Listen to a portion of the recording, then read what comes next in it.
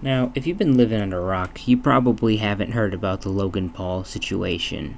Basically, if you haven't heard about it, Logan Paul just promised a bunch of NFT type of zoo animal nonsense that was supposed to hatch eggs and whatever. But Coffeezilla, another YouTuber, basically exposed him for abandoning the project.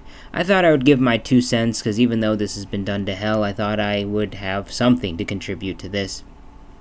Essentially, I think recently Logan Paul issued a few step plan where he actually wanted to give some money back and he was actually gonna do something about what was going on.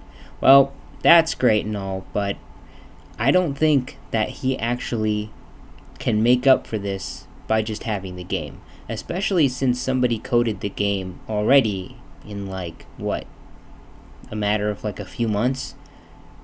Some other person just went ahead and did it, which is great and fine and all, but I just can't imagine him wanting to promote something and then totally abandoning it as if people kind of want to be included with it. At the very least, people should have their money back, but the fact that you're advertising something that just is absolutely ridiculous, something that I don't even know, people don't really want. It's just the fact that they're trusting you in whatever you're advertising, because that's what influencers do, right? They push their products, and there's nothing wrong with that inherently. You get Mr. Beast pushing his Beast bars, or his other businesses like Beast Burger and whatnot.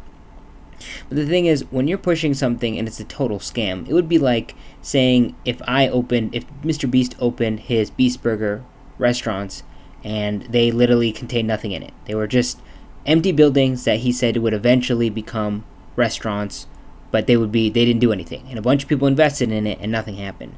That's a problem when you advertise a product and there's nothing. Problem with a lot of YouTubers, or even regular people who own a business, be it like a medical professional or a lawyer or whoever you are, or a restaurant owner, whoever. If they don't understand business, well, then they're just good at one thing. Like they're a good chef, they're a good doctor. Same thing with influencers. Influencers are great at what they do, which is fine, but a lot of times they're not business people. And that's where the problem comes in, when you're not a good business person. And the thing is, you can hire people to do things for you. That's great and all. I'm totally for that. But the problem is, when you don't even know what's going on, going back to this Logan Paul situation, the people he trusted were just people that ended up being con people. And Coffeezilla did a great job of exploiting that. And not exploiting that, but showing how they exploited everybody else. Regardless, a lot of people lost a lot of money in this. And if you think that they want to be a part of a project, I don't know, maybe you want to be a part of a project that had totally failed, hoping that you'd make some money on it. But I feel like more than anything, you'd lose credibility in Logan Paul and trust in Logan Paul. And I feel like that's a big thing. A lot of times with influencers, it's your market or your community that makes you who you are. And a lot of times, I know when Logan was saying Meat Canyon, if you haven't checked out that hilarious Meat Canyon thing, that was really funny. But essentially it was saying, hey, why are you, Logan doesn't need to scam his audience. He has all this stuff and he's great and everything, but that's not really anything. I mean, if people are standing to make millions of dollars, nobody's going to say no to making millions of dollars, no matter who you are. That's the thing. It depends on where you're able to stop. And unfortunately for some people, they're not going to deliver the hard work because they're like, well, I've been making a bunch of money just being myself and being whatever. I might as well make some more conning my audience. And that's where things get dicey. That's where things get into trouble. I know I'm talking a lot about opinions here more than I'm talking about the actual facts about what was going on, but I mean, you guys can watch those 2 videos if you want to. I'm just here to give my 2 cents on influencers and what I think influencer economy is. And I feel like it's very easy to sell a product to people, no matter what it is, and just say, oh, hey, check this out, check out my product, check out my whatever, check out my, whatever it is. And generally, it might suck, you know what I'm saying? If you were to buy art just from a regular artist, it's probably going to be better than maybe some influencer who just says, hey, hey, can you buy my stuff? But a lot of times, people don't understand, a lot of influencers don't understand, you guys as an audience, or even me as an audience of other people, the reason I'm even doing this, or you're even buying into somebody's, because you not only want to help yourself a little bit, but you also kind of care about what that person stands for.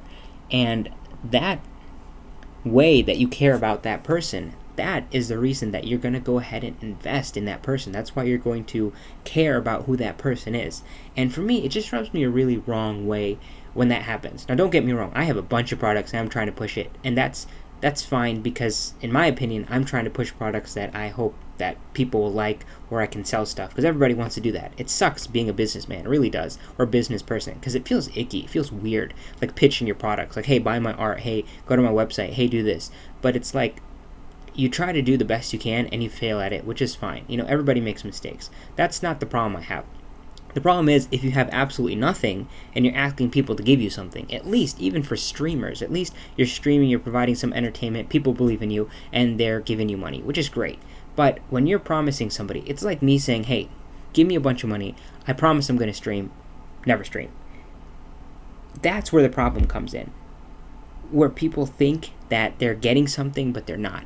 Essentially scamming your audience and scamming people that are looking at you as somebody who's not larger than life, but somebody who has a lot of influence and who's affluent, or they want to become like you, whatever. You can't scam them doing that.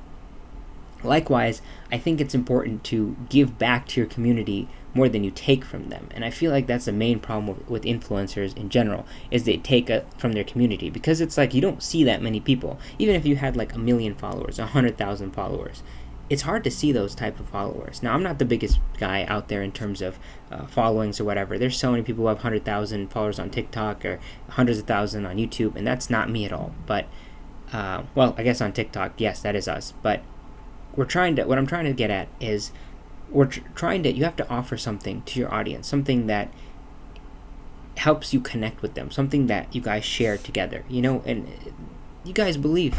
And we want to believe in you too. And that's what's important at the end of the day. But not this. Anyway, I'll see ya.